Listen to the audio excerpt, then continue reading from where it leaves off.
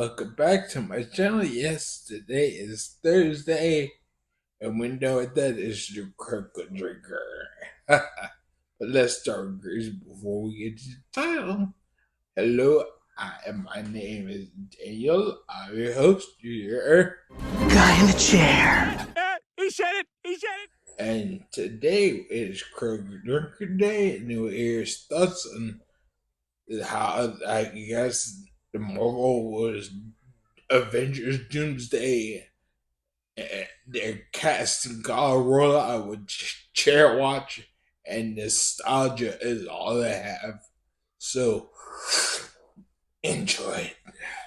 It really has been a rough couple of years for the MCU, with an unpleasant combination of a multiverse story arc that never really got off the ground, disgraced stars that forced major course changes, box office flops, disappointing underperformers, and occasional isolated successes that were impossible to capitalize on. It's a franchise that's been drifting directionless ever since Endgame, with no clear narrative drive and nothing in particular to get excited about. And from the looks of things so far, 2025 isn't shaping up much better. What they really need is a good old Avengers movie. Something to reunite the scattered characters and wandering storylines of the MCU into one big blowout finale, so that they can move forward into a bold new era of storytelling. And the thing in question is Avengers Doomsday, scheduled to release in May of next year. Well, actually, it's the first part of that thing. The second part is going to be Avengers Secret Wars in 2027, which, if the rumours are true, will basically act as the end game to Doomsday's Infinity War, capping off the current era of Marvel movies and probably feeding into a soft reboot of the entire franchise. And not before time either.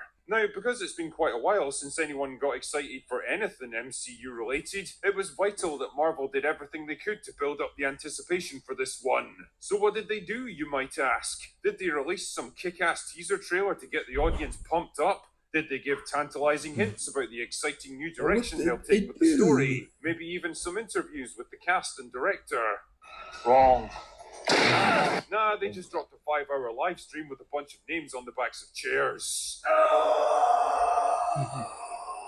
I mean, fuck me, it's different, I guess. And to be fair, there's a pretty extensive list of names attached to this one. Sure, a lot of them are fucking nobodies from obscure movies that most of us can barely even remember. Seriously, you need to stop trying to make Yelena happen. She's not going to happen. Neither is Shuri as discount Black Panther for that matter.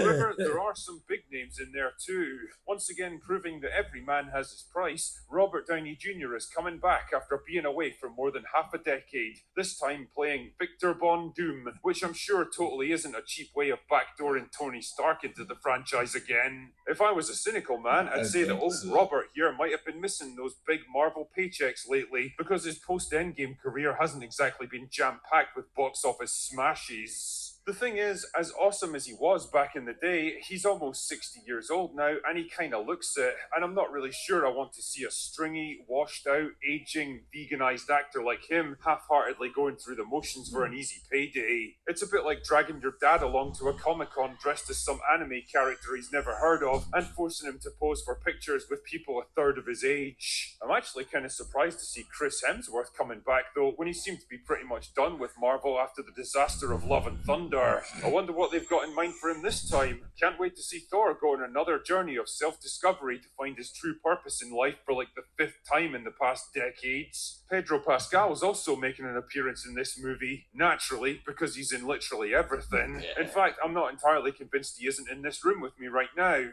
Oh wait, that's just Tatiana. Shut up, I'll feed you when I'm goddamn good and ready! No sign of Brie Larson as Captain Marvel, though. Is that like a personal attack or something? I mean, I know she's been overshadowed by people like Rachel Zegler in recent years, who did what she did, only bigger and faster and more retarded. But you know what? Brie did it before it was cool. She walked so that Rachel could fly, and I think she deserves closure, damn it. But the biggest surprise, if you can even call it that, was the contingent of old X-Men actors making an appearance in this film. And fuck me, I really do mean old. Patrick Stewart and Ian McKellen, who are both well into their 80s now, are reprising their roles as Xavier and Magneto. So are Alan Cumming, Rebecca Romijn, and James Marsden. I wonder if Rebecca's gonna have the balls to get into that blue bodysuit again. And you can bet your left arse cheek that Hugh Jackman won't pass up an opportunity to play Wolverine again, even if he hasn't been officially announced yet. The thing is, haven't we done the whole bring back the X-Men actors for nostalgia bait routine like several times already? I mean, I like those actors as much as the next guy, and it feels like there's a growing nostalgia for that early 2000s era of superhero movies. But really, what are we trying to accomplish here? Just another multiversal clusterfuck where we bash a bunch of toys from different franchises together and hope something interesting happens? And I guess that leads me into my main takeaway from this whole thing. It all just feels a little bit desperate. Just one big gimmick, baiting people into watching it for a chance to see their favourite character in action one more time. And the thing is, that's really not what the Avengers movies are supposed to be. Fuck. Films like this are supposed to be the culmination of a storyline that's been carefully building up for several years across multiple movies. It's the big release of dramatic tension that you need every so often, but the problem is, there is no dramatic tension in the MCU anymore because nobody seems entirely sure what the fuck's even happening in it. Captain America Brave New World mentioned at one point that the Avengers technically don't even exist anymore, and it took me a moment to realise, oh yeah, he's actually right there. It's been so long since any movie in the franchise actually addressed the state of the Marvel Universe that I'd stopped even thinking about it in those terms anymore. Much like Star Wars can't seem to make any new ideas work, Marvel is now forced to reference itself to generate interest in its new projects, drawing on the past to try to prop up the present. Like an old man with his best days long behind him, all the MCU can really do now is reminisce about happier times, when it was still young and cool and respected, when it was still doing great things, and people flocked to see its latest offerings on their own merits. As I said earlier, the consensus seems to be that a reboot of some kind is on the way for Marvel, and the two upcoming Avengers movies are going to act as kind of closure for the characters and stories that have been driving it since the very beginning. It's the kind of thing the comics industry does from time to time when storylines have become so convoluted and unmanageable that the only thing left to do is wipe the slate clean and start again. And after almost 2 decades of movies and TV shows, hundreds of characters and crazy universe-changing events, the MCU really is sinking under its own weight now.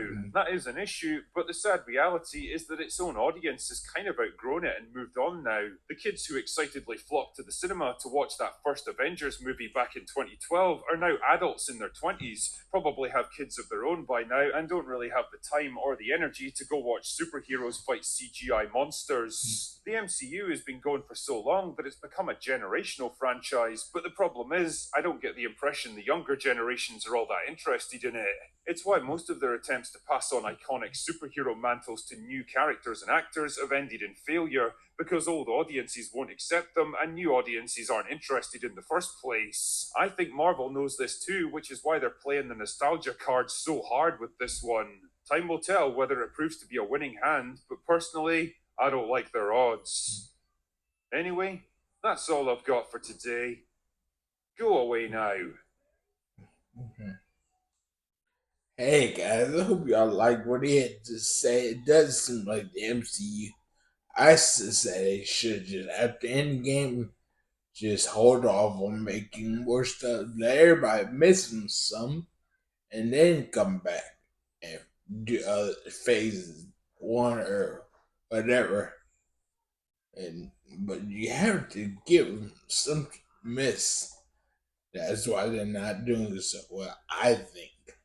You may think otherwise, but hey, nostalgia works sometimes, but not always. But don't forget to like it, comment down below, and subscribe. But I'll leave with this number right here. I hope you had an awesome night, and the rest of your day goes really well, and I'll see you in the next video. Bye.